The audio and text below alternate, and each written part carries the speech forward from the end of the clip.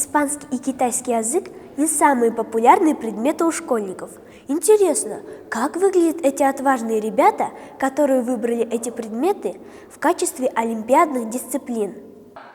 Китайский и испанский языки в школах изучают как второй иностранный. Китайский преподают лишь в 4 школах Уфы, а испанский вовсе только в одной, и поэтому в региональном этапе Всероссийской олимпиады школьников по этим предметам ребят не так много. Но зато проходит эта проверка знаний весьма зрелищно. 大家好，我叫马克，我35岁，我是中国人，我在莫斯科教汉语。 Какие были задания на Олимпиаде? На Олимпиаде несколько заданий, несколько блоков. Первое задание – это аудирование. Считается одним из самых сложных, потому что воспринятие на речь иностранного языка является одним из самых сложных критериев для определения знания языка. И дальше идет также грамматика, лексика и чтение. Почему ты сдаешь Олимпиаду по китайскому языку? Мне очень нравится этот иностранный язык. Я считаю, что он один из самых сложных, в то же время интересных. В нем присутствует несколько тонов, интересных для изучения, а также иероглифы. Начал изучать в классе 8 самостоятельно. Позднее я перевелся в другую школу, где мне удалось поучаствовать в Олимпиаде по китайскому языку. За это я благодарен 71-й школе в Уфе.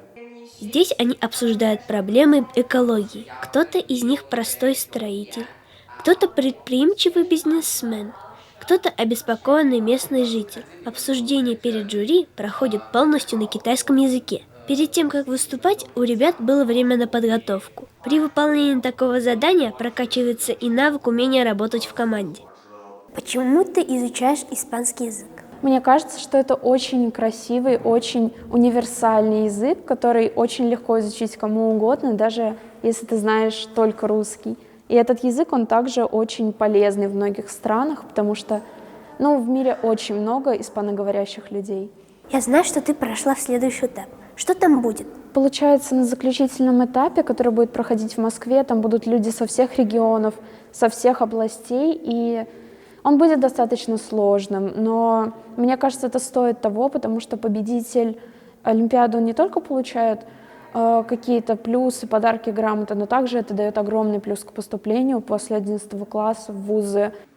А вот испанский язык в этот день сдает лишь 2 человека. У каждого из них собеседование с жюри по выбранной теме. Круто, что свои результаты участники Олимпиады узнают сразу же. Понятно, кому готовиться на итог Всероссийской Олимпиады. Здесь собрались ученики 9, 10, 11 классов, набравшие высокие баллы в школьном, районном и городском этапах. К Олимпиаде многие из них готовились в Центре развития талантов «Аврора» и участвовали в специальной программе «Взлет».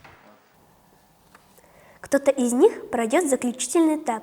Будем болеть за сильнейших и обязательно будем держать вас в курсе, кто у нас в республике лучше всех знает испанский и китайский язык. Назгуль Гарифуллина, Рамазан Мусин. Специально для Горы новостей.